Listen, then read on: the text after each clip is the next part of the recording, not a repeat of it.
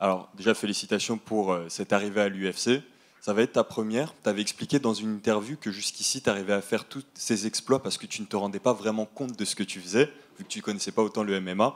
Aujourd'hui tu te rends compte de la magnitude de ce que tu es en train de faire. Est-ce que tu penses que ça va peut-être justement te faire réaliser et donc te rajouter de la pression pour ce combat-là? Non, zéro pression. Zéro. Je suis là, je fais mon taf et je rentre à la maison. Le Summer Body, c'est toute l'année, ça tombe bien. Fitness Park Régal, avec son offre de rentrée, 4 semaines et frais d'adhésion offerts jusqu'au 15 septembre. Let's go. À l'UFC, comme je le disais à ton compatriote, c'est plus que les performances dans la cage, c'est aussi le personnage qu'on présente à l'UFC. Est-ce que c'est quelque chose auquel tu penses? Est-ce que c'est quelque chose qui rajoute un peu de pression aussi, ou dans le sens où tu as peut-être envie de présenter un personnage particulier à l'UFC? Non, pas vraiment. Je pense que j'ai un personnage intéressant. Alors je reste moi-même et je fais juste mes performances dans la cage et après, le reste, ça suffit. Tu as signé un contrat assez particulier, l'UFC t'a tout de suite reconnu à ta juste valeur. Est-ce que tu as un message par rapport à ça déjà? Et où est-ce que tu te vois dans les 2 prochaines années, les 3 prochaines années à l'UFC? Ouais, je suis vraiment content pour ce contrat et on m'a donné directement un top 11 que je suis vraiment content, tu vois. Et dans les 2 prochaines années, je pense le titre, j'espère.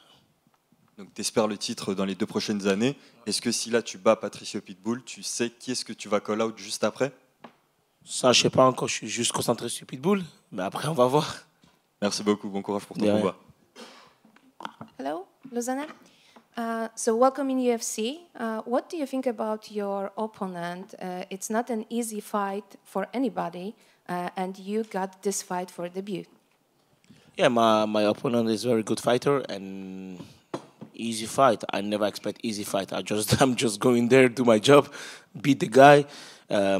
Like I say, he already lost 8 times, so it's not gonna be bad to lose a 9 time against me. So, you know, he need to give the touch away. His time is gone. It's not my time. So. You've said in one of the interviews, I think for MMA Junkie, that you already beaten everybody in the Europe. I think that there's still one left. It's Saladin Parnas. What do you think about fighting Saladin? About Parnas, I'm not gonna say too much thing about him. We are good to each other, so that's it. If he's ready to go to UFC, he's welcome. He belong here also, and that's the only thing I can say. Lausanne, Moussa, Boxmag, ça fait longtemps, ça fait 2 ans qu'on t'a pas vu en featherweight. Déjà, comment se passe la descente de poids et comment tu prédis ce cutting?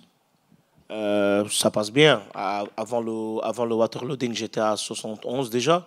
Alors ça passe vraiment bien. Je pense que ça m'a fait aussi bien que j'ai pas descendu 2 ans à 66 et c'est pour ça que ça va facile cette fois-ci.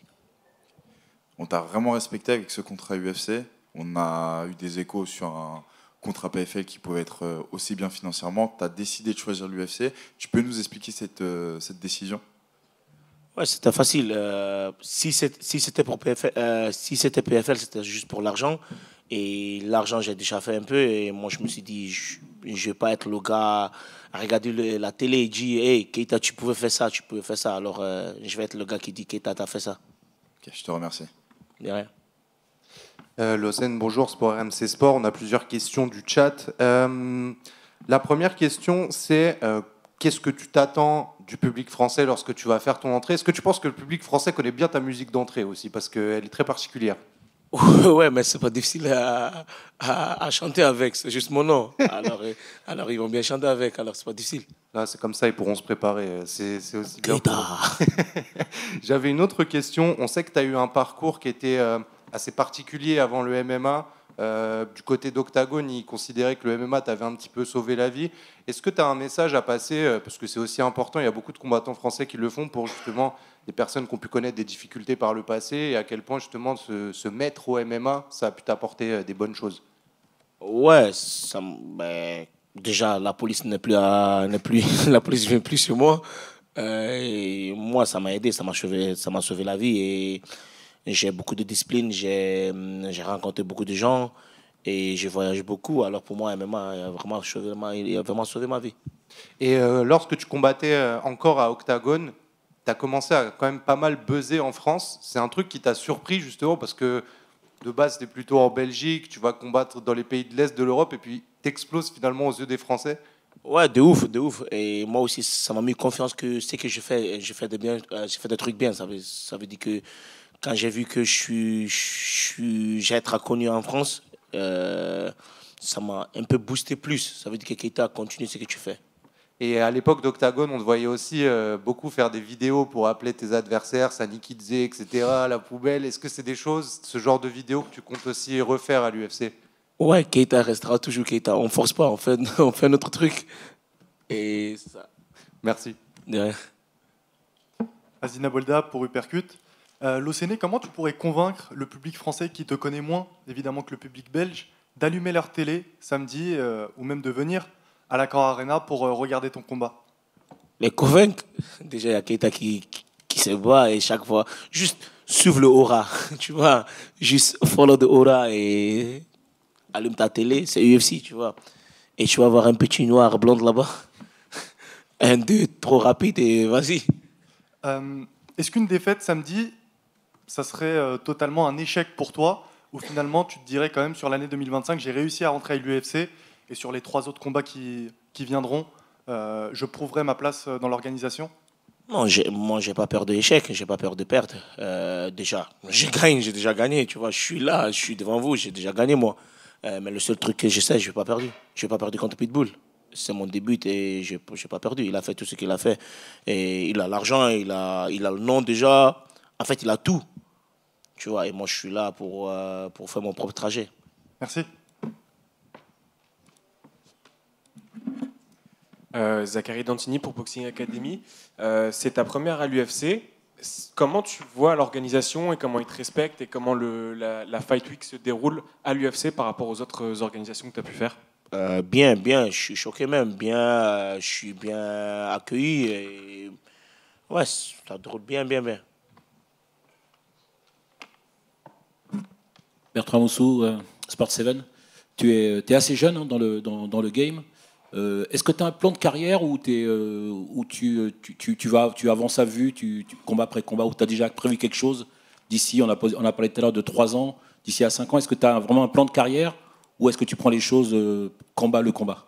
Non, il n'y a pas de plan. Je prends combat par combat, titre par titre, c'est tout. Alors, quand je bats Pitbull, mon prochain combat, ça va être même pour le titre. Moi, je suis juste là, je vais juste me battre.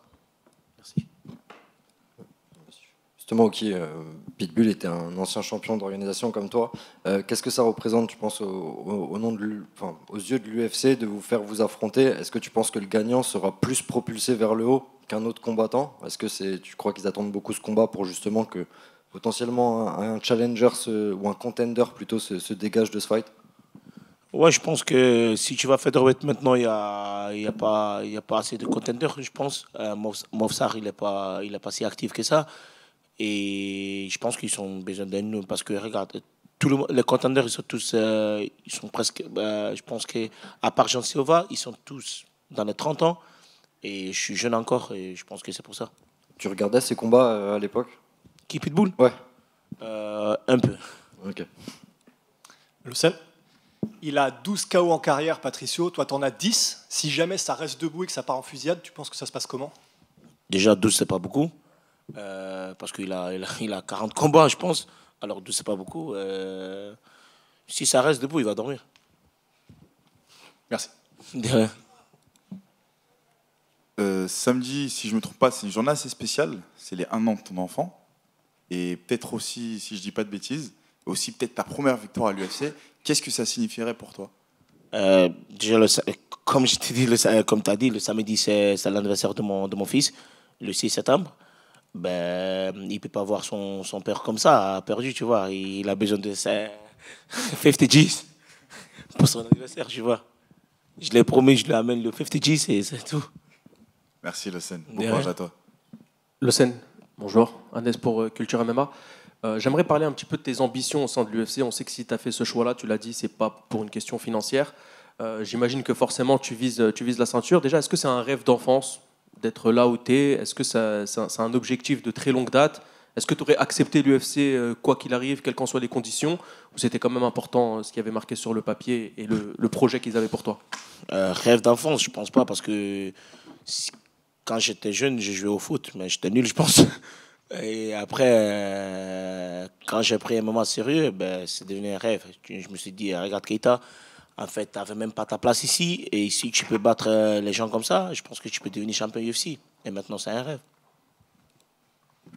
Bah, pour parler forcément de ton objectif qui était du coup la ceinture, d'ici combien de temps t'envisagerais dans ton plan idéal un combat pour la ceinture et comment t'imaginerais un combat face à justement Volkanovski? On sait que certains des combattants français de cette catégorie-là se sont déjà exprimés en se voyant gagner ou pas. Toi, comment tu te vois sur un combat face au champion Volka et surtout, est-ce que tu comptes rester uniquement dans cette catégorie-là? Ouais, je compte rester uniquement dans cette catégorie-là, sauf s'il y a de gros combats à 70, oui. Et pour Volkanovski, je vais pas parler de Volkanovski, je lui laisse le petit encore et je suis contre ce Pitbull. Mais quand même, je vais devenir champion, mais je peux pas dire quelque chose sur Volkanovski, tu vois, ça reste Volkanovski.